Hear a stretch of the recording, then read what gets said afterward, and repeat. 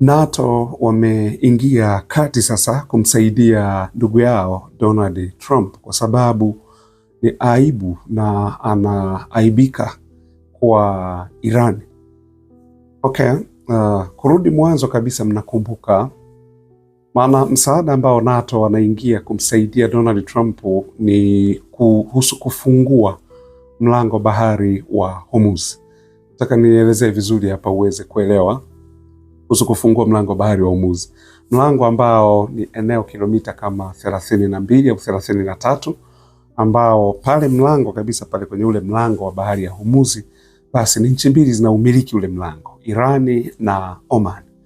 Na mlango huu basi ukafungwa ile tarehe 28 mwezi wa pili 2026 baada ya Marekani kuendesha joint operation ambayo waliita Operation Epic Fury na Israeli.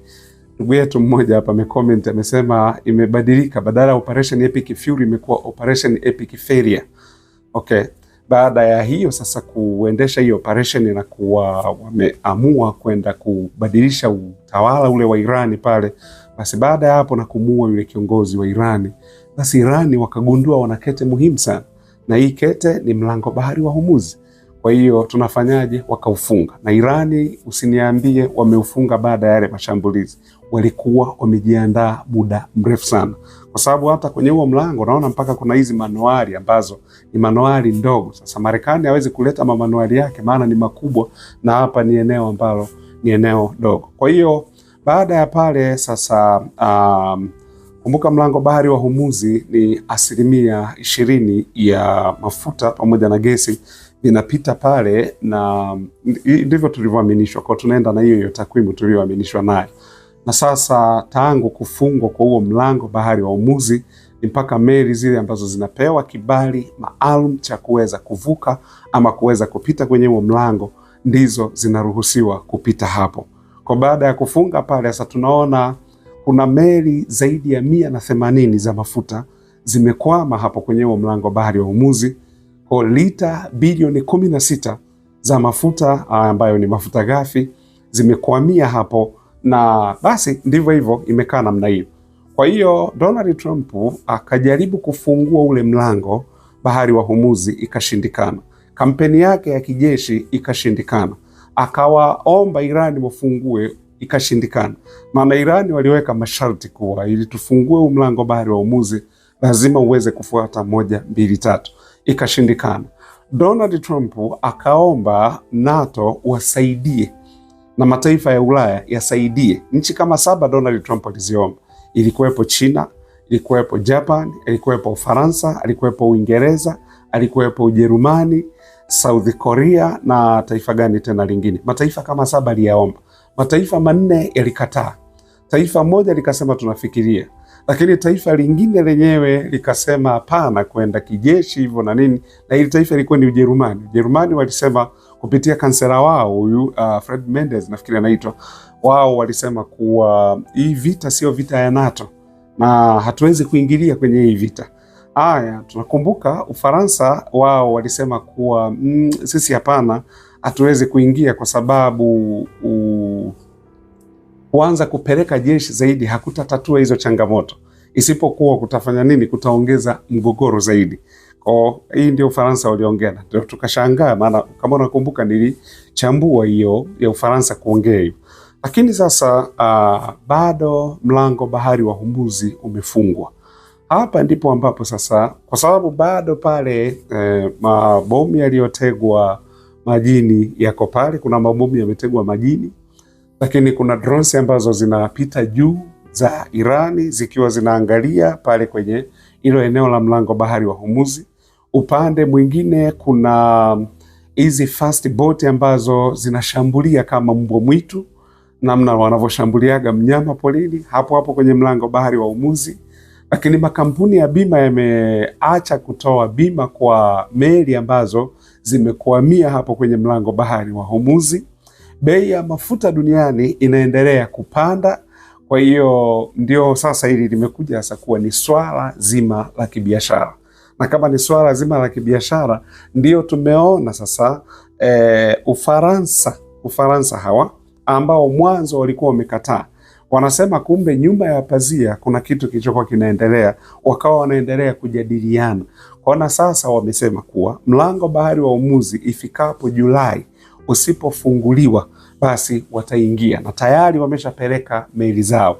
Mfano, nikupe mfano wa Mfaransa. Mfaransa amepeleka pale aircraft carrier ambayo inaitwa Charles de Gaulle aircraft carrier, ambayo ni kubwa, maana ina uwezo wa juu kubeba hizi fighter jets, lakini ni powered ni nuclear powered aircraft carrier ambayo ina mitambo ya nyuklia ndani, yani ni kubwa. Kwa hiyo wamesema hivyo, kwa wameipeleka hapo kwenye huo ukanda, huku ikiwa inaelekea Iran, kwa maana kuwa hiyo Strait of Hormuz isipofunguliwa mpaka mwezi wa 7, basi wao wako tayari pale kuingia na kuanza kushambulia. Ndio maana niliongea nikasema kuwa wazungu si wa kuwaamini. Leo mzungu ana mtu pekee kidogo ambaye amenyooka ni Hispania. Hispania tumemwona hata kwenye huu mgogoro ulikuwa unaendelea kati ya Israeli na Palestina, ni mtu ambaye alikuwa anasimamia kupitia huyu waziri wao mkuu anaitwa nani? Linanitoka jina linanitoka, waziri wao mkuu wa Spain. Utatukumbusha kwenye comment kama unakumbuka jina lake. Lakini alikuwa ameweka misimamo mikali sana, kwa sababu tunakumbuka hata Marekani wakati anatuma silaha ziende Israeli kwa ajili ya kuendelea kuua Wapalestina wasiokuwa na hatia pale Gaza. Tunakumbuka ilikuwa zile meli ziende kwenye bandari ya Hispania, lakini walizizuia. Wakasema uwezo kaleta meli hapa za kwenda kuua watu. Kumbuka hili Hispania ni taifa la wazungu, likazuia meli 2 za silaha zinazoelekea upande wa Gaza kuendelea kuua raia wa Gaza. Lakini meli zile zilipozuiliwa kuingia pale, zikaenda moja kwa moja mpaka Morocco. Morocco inakaliwa na Waarabu. Morocco walizipokea hizo meli, na hizo meli basi moja kwa moja silaha zikaanza kwenda upande huo wa Gaza na zikaendelea kuua watu mpaka ulimwengu kashangaa, how comes taifa la wazungu limekataa Waarabu wa Gaza wasiuawe, hawajapokea hizo meli, lakini Morocco ambayo ni Waarabu wamepokea hizo meli. Moja ya kwanza, Waarabu ni wanafiki sana. Ili tuambiane ukweli, Waarabu ni wanafiki to the maximum. Wanaona wenzao namna wanavyouawa, lakini wao kamwe Waarabu ni wanafiki mno. Ukiachilia mbali wa Iran wale sio Waarabu, wale ni Waajemi. Na ndio maana unaona huyu bwana anaitwa, jina mbona leo yananitoka jamani, ni kamanda wa jeshi la IRGC ambaye waliwahi kumtuhumu kuwa ni shushushu anayewapa taarifa Waajemi. Waliwahi kumtuhumu, lakini ameongea vizuri sana, akasema kuwa tumefunga mlango bahari wa Hormuz ili dunia iweze kuexperience, wajue njaa ni nini. Tunapowaambia Gaza pale watu wanakufa na njaa, na wao waelewe njaa ni kitu gani. Kwa sababu tuliachilia wazi hapa mlango wa meli zikawa zinapita tena bila nini yoyote, wakasema hivyo. Lakini sasa akatoa tena kauli nyingine, akasema iwapo Israeli itaendelea na mashambulizi tena huku Lebanon ambako wanashambulia, mlango tutaufunga kabisa, na hatutaishia hapa, tutaenda kwenye mlango mwingine ule wa Bab el Mandeb, na wenyewe tutaufunga pia, ambako pia kule Saudi Arabia anategemea sana ule mlango kwa ajili ya mafuta, kwa sababu na pipe ambazo zinatoka Saudi Arabia moja kwa moja inajulikana kama Yanbu oil pipeline Yanbu, ambayo inaenda moja kwa moja mbali kama zaidi ya kilomita 1200 kwenda kule, alafu meli zinapokea sasa kwenye ule mlango na kuelekea kwenye mfereji wa Suez na kuelekea sasa huko Ulaya na maeneo mengine kusambaza mafuta, ambapo sasa ndio kuna nafuu hiyo. Kwa hawa wamesema, Iran wamesema kuwa tutafunga kabisa huu mlango ili dunia experience njaa ambayo wanaipitia kule. Kwa jambo la kwanza hilo nimekuambia, Waarabu ni wanafiki sana. Lakini jambo la pili, kwa nini Morocco alikubali vile, ni kwa sababu ya mkataba unaomfunga. Wako kwenye mikataba ambayo ni mikataba, hawawezi kwenda nje ya hiyo mikataba. Ndio maana wakapokea silaha zile, wanajua zinaenda kuua Waarabu wenzao, lakini wakazipokea. Okay? Kwa hiyo iko katika namna hiyo, au kwa muktadha huo, nafikiri unaelewa nikisema hivyo.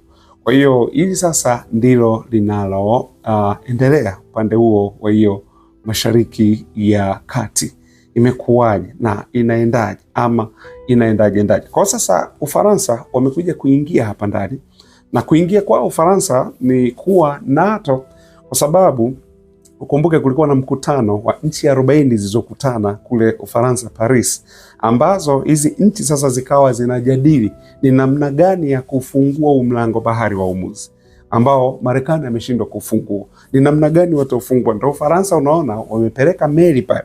Haijalishi, kwa sababu kumbuka tulikuambia makombora ya Iran yana uwezo wa kufika Paris, France.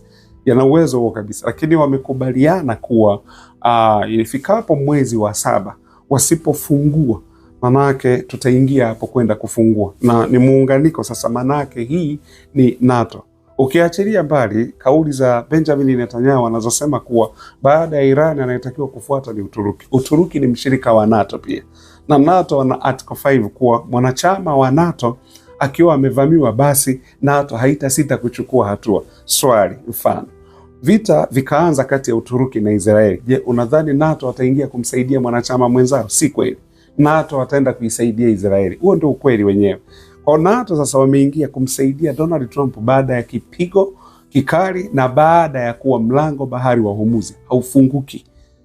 Na Marekani imekuwa ikikiri baadhi ya maafisa wa Marekani wangekuwa ikikiri kuwa ni ngumu kufungua huo mlango bahari wa Hormuz kwa kutumia njia za kijeshi. Je, NATO wao wakiingia wataweza?